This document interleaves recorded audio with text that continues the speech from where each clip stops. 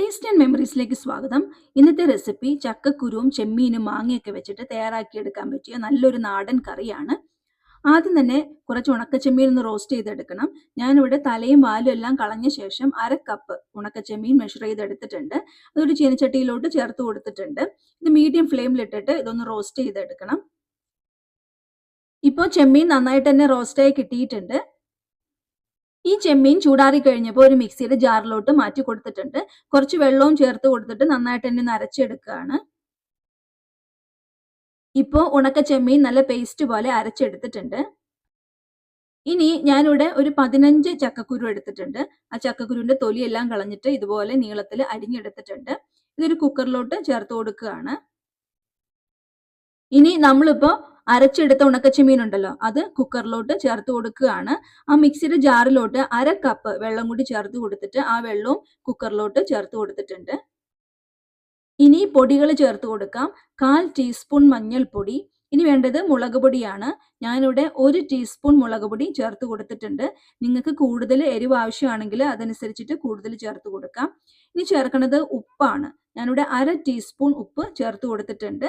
ഇനി ഉപ്പ് ആവശ്യം വരും, പിന്നീട് ചേർത്ത് കൊടുക്കാം.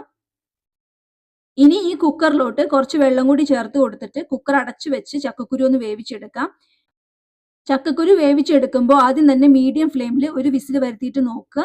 വെന്തിട്ടില്ലെങ്കിൽ മാത്രം വീണ്ടും ഒരു വിസിലൂടി വരുത്തിയിട്ട് വേവിച്ചെടുക്കുക. ഇനി ഒരു മീഡിയം സൈസ് മാങ്ങ ഇതുപോലെ നീളത്തിലരിഞ്ഞ് ഒരു മൺചട്ടിയിലോട്ട് ചേർത്ത് കൊടുക്കുകയാണ്. ഇനി വേണ്ടത് പച്ചമുളകാണ്. 2 പച്ചമുളക് രണ്ടായിട്ട് മുറിച്ച് ചേർത്ത് കൊടുത്തിട്ടുണ്ട്. 1-2 തണ്ട് കറിവേപ്പില കൂടി ചേർത്ത് കൊടുക്കാം. 1/2 ടീസ്പൂൺ ഉപ്പ് ചേർത്ത് കൊടുത്തിട്ടുണ്ട്.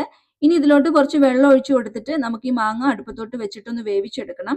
വെള്ളം ഒഴിക്കുന്ന വീഡിയോ മിസ്സായി പോയിട്ടുണ്ട്. ഇത് മൂടി വെച്ച് കൊടുക്കുകയാണ്. മാങ്ങ വേവുന്ന നേരം കൊണ്ട് കറിയിലേക്ക് വേണ്ടിയിട്ടുള്ള അരപ്പ് തയ്യാറാക്കിയെടുക്കാം. ഞാനിവിടെ 250 ml കപ്പിൽ മെഷർ ചെയ്തിട്ട് 1/2 കപ്പ് ചിരകിയ തേങ്ങ എടുത്തിട്ടുണ്ട്. ഇതൊരു മിക്സിയുടെ ജാറിലോട്ട് മാറ്റി കൊടുക്കുകയാണ്. ഇനി വേണ്ടത് വെളുത്തുള്ളിയാണ്. 2 അല്ലി വെളുത്തുള്ളിയും ചേർത്ത് കൊടുത്തിട്ടുണ്ട്. മിക്സിയുടെ ജാറിലോട്ട് കുറച്ച് വെള്ളവും ചേർത്ത് കൊടുത്തിട്ട് ഈ തേങ്ങ നല്ല പേസ്റ്റ് പോലെ ഒന്ന് അരച്ചെടുത്തിട്ടുണ്ട്. ഇപ്പോൾ നമ്മൾ വേവിക്കാൻ വെച്ചിട്ടുണ്ടായിരുന്ന മാങ്ങ നന്നായിട്ട് തന്നെ വെന്ത് കിട്ടിയിട്ടുണ്ട്. ഏകദേശം 5 മിനിറ്റ് ഒക്കെ ആയിട്ടുണ്ട് നമ്മൾ വേവിക്കാനായിട്ട് മൂടി വെച്ച് കൊടുത്തിട്ട്. മാങ്ങ നന്നായിട്ട് തന്നെ വെന്ത് വന്നിട്ടുണ്ട്. ഇനി നമ്മൾ നേരത്തെ ചെമ്മീൻ അരച്ച് ചേർത്ത് വേവിച്ചെടുത്ത ചക്കക്കുരു ഉണ്ടല്ലോ, അത് ഈ മാങ്ങയിലോട്ട് ചേർത്ത് കൊടുക്കുകയാണ്. ഈ കുക്കറിലോട്ട് 1/2 കപ്പ് വെള്ളം കൂടി ചേർത്ത് കൊടുത്തിട്ട് ആ വെള്ളവും ചട്ടിയിലോട്ട് ചേർത്ത് കൊടുത്തിട്ടുണ്ട്. ഇനിയിപ്പോൾ നമ്മൾ ചേർത്ത് കൊടുത്ത ചക്കക്കുരു മാങ്ങയും എല്ലാം കൂടി ഒന്ന് മിക്സ് ചെയ്തെടുക്കുകയാണ്. ഇത് തിളച്ചു വരണം. തിളച്ചു വരണ സമയത്ത് നമ്മൾ നേരത്തെ അരച്ചു വെച്ച തേങ്ങയുടെ അരപ്പുണ്ടല്ലോ, അത് ചേർത്ത് കൊടുക്കുകയാണ്. മിക്സിയുടെ ജാറിലോട്ട് 1/2 കപ്പ് വെള്ളവും ചേർത്ത് കൊടുത്തിട്ട് ആ വെള്ളം കൂടി ചട്ടിയിലോട്ട് ചേർത്ത് കൊടുത്തിട്ടുണ്ട്. ഈ സമയത്ത് ഉപ്പ് നോക്കിയിട്ട് ആവശ്യമാണെങ്കിൽ ചേർത്ത് കൊടുക്കുക.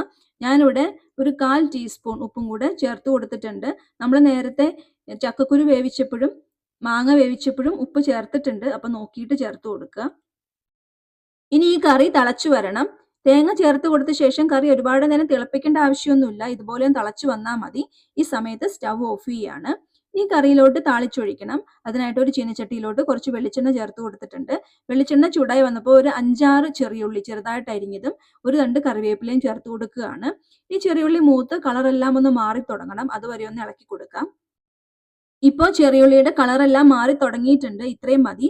ഞാൻ ഈ സമയത്ത് ഇതിലോട്ട് ഒരു 1/4 ടീസ്പൂൺ മുളക് പൊടി ചേർത്ത് കൊടുക്കുകയാണ്. ഇത് ഓപ്ഷണൽ ആണ്. ഈ സമയത്ത് ചേർത്ത് കൊടുക്കുകയാണെങ്കിൽ കറിക്ക് നല്ലൊരു കളറൊക്കെ കിട്ടും. ഇനി കറിക്ക് എരിവ് കുറവാണെന്ന് തോന്നുകയാണെങ്കിൽ നിങ്ങൾക്ക് ഈ സമയത്ത് മുളക് പൊടി ചേർത്ത് കൊടുക്കാം. ഇനി ഈ താളിപ്പ് കറിയിലോട്ട് ചേർത്ത് കൊടുത്തിട്ടുണ്ട്. താളിച്ചൊഴിച്ച ശേഷം കറി ഒരു 15 മിനിറ്റ് നേരം മൂടി വെച്ച് കൊടുക്കുക. എന്നിട്ട് ഇതുപോലെ മിക്സ് ചെയ്തെടുക്കുക. ഈ കറി തയ്യാറാക്കി നോക്കിയിട്ട് നിങ്ങളുടെ അഭിപ്രായങ്ങൾ കമൻസ് ആയിട്ട് അറിയിക്കുക. വീഡിയോ നിങ്ങൾക്ക് ഇഷ്ടമായിട്ടുണ്ടെങ്കിൽ ലൈക്ക് ചെയ്യുക, ഷെയർ ചെയ്യുക, മറക്കാതെ സബ്സ്ക്രൈബ് ചെയ്യുക. പുതിയൊരു റെസിപ്പി ആയിട്ട് വീണ്ടും കാണാം. താങ്ക്